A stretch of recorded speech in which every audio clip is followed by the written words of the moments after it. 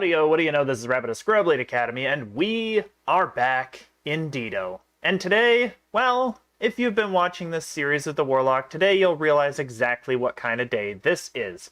This is Reincarnation Day. We have, right here, our True Heart of Blood, so we're ready to do a racial, and that'll be the second of third that I actually have to do with this character before he can become a fighter and live his fullest dreamy life. So all things considered, I think what I'm going to do with this tune is I'm going to make him into a Paladin, then I can show off how to play a Paladin at the top level and try to make this work out a little bit better. Paladins are very straightforward, they're very simple, you don't really have a lot of moving parts, it seems a lot more complex than it is, but I've already done the Barbarian video, so I figure I might as well tackle the Paladin video and get that set up as well. So without further ado, let's go into it. Alrighty, well, we're here, so let's go ahead. Melee, Paladin, we'll always do customize.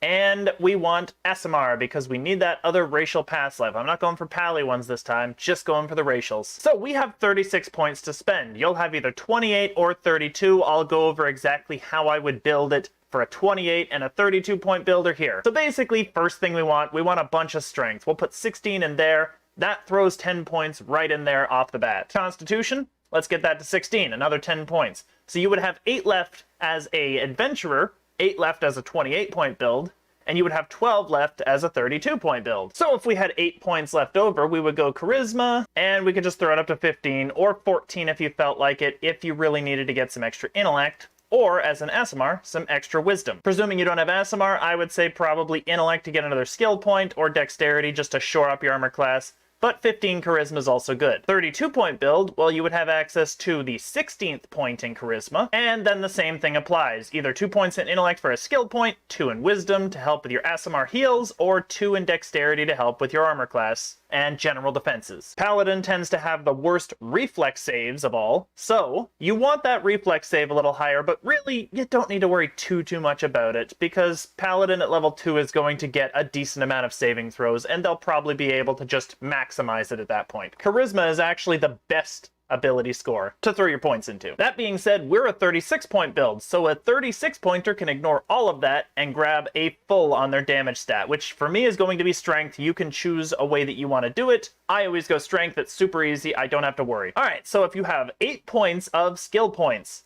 always intimidate. I don't care what anyone says, intimidate is absolutely the best one. And then it's a toss-up.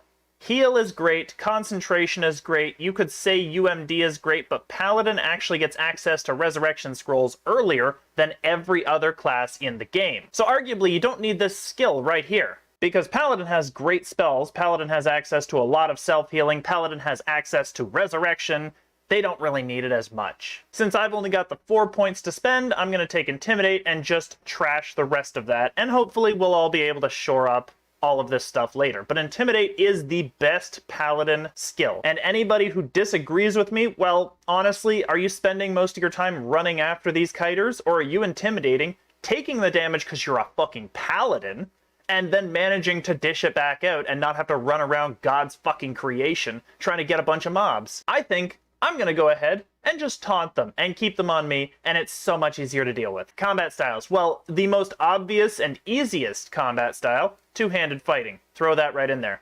We need strength for that, but we've already got 18 strength to start off with, or 16 if you've taken a previous version of this build.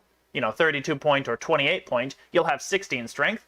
So either way, two-handed fighting is permittable and is probably the best option for us. Class feats. Well, if you're going to go with any of the basic races, that's human, dwarf, halfling, and elf, Corvair elf, then you've got access to these 6 deities. So Sovereign Host pretty much always beats them, I think, at least in my opinion. But if you've got a specific build you're going for, you probably know a little bit more about how that build works, and you can take another deity feat. I like Sovereign Host because at level 6 it gives you access to one of the best heals of all, and it'll remove death penalties, it'll remove any negative effects from you. It basically is a complete clear all. You don't have to worry about anything. So we only have our racial feat. If you're not an SMR, you do not have this, but if you are, then pretty much you have Bond of the Fallen and Bond of the Protector. If you want to do damage, Bond of the Fallen is better because strength, and it also shores up your reflex saves, and you can specialize it a little bit later. If you want defensive power-ups, then Bond of the Protector is significantly stronger. But honestly, I'm going to go Bond of the Fallen. I just want to get that damage. And that does it for feats. Next! So, we have all of our breakdown here. That's pretty much obvious. And now we can just build our character, and it really doesn't matter what it looks like. And you'll notice I'm not really bothering with alignment. We can't actually choose any other alignment. You have to be lawful good as a paladin. So, make sure that if you're choosing your paladin level 2nd, your alignment matches lawful good. Otherwise, we can go ahead and create this. So we're at the beach. We're just going to go ahead and skip this. We don't really need it. Take the biggest weapon we can get because we're going to need that. And just be done with that right there. And we'll just equip all this fun stuff here. Whatever. Throw out that shield. And now we have our basic items, and we'll probably need to go and get ourselves some decent gear and sort things out as we do. Now, this is just the basic overview of Paladin to start with. I'll be going through this class as I go along, and just sort of detailing how I build it, maybe throughout the leveling scheme. Maybe I'll come back to it just at level 20 and show you what I would build with it. But Paladin is really easy to achieve. Basically, if you want damage, put like 45 or whatever points in Knight of the Chalice. It's so easy. If you want defense, put like 45 points in Sacred Defender. And if you want both, well, Vanguard isn't a great one, but you can splash this with either one of these to try and make it work out a little bit better. But Paladin is really straightforward. I'll show you that in a little bit, and I'll probably go through this class as I go. Just, you know, detail, this might be level 2, this might be level 6, this might be level, I don't know, 14 or something, and we'll see how the Paladin changes and alters as we go through the leveling scheme. For now, though, I think that's good. Just a quick intro, a quick deduction of what you want for your Paladin.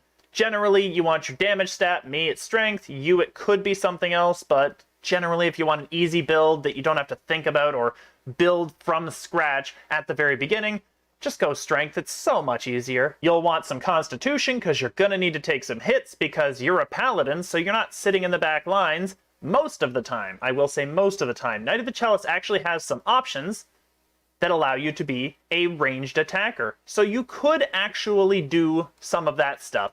But for the most part, you're going to need that defense. Intellect, once again, I do like Intellect for shoring up a skill point if you need it, but it's not hugely necessary. If you're human, I would probably go Wisdom or Dexterity for those extra couple of points you're going to have on a 28 or a 32-point build. 34-point builds, you'll have 2 additional points on top of that. You could pretty much just do whatever you want with those, because I'm assuming if you're 34-point build, you probably have already played the game a little bit, you kind of know what you're doing. So you'll probably be able to figure out what your favorite thing is. But I would still say 16, 16, 16 base. Those 3. Charisma, Con, Strength. Those 3 are the most important Paladin ones. Charisma increases the power of your spells and your heals, so lay on hands. Constitution increases your general HP, and actually your Fortitude save, which should probably be in like the, I don't know, high 90s, maybe? High 80s to early 90s, actually. When you reach level 30, it should be pretty straightforward, and now we're at 32, so actually this is even more impressive. You'll probably have even more Fortitude saving throw. And finally, Strength, because you want to hit them really hard, and you don't want to spend 2 hours building this character before you actually get into the game. So, you know, there is that. For now, though, that's all I got for you. Thank you so much for watching. Do all that fun stuff you do in the comments section. Like, subscribe, share, all that. And I hope you have a great day.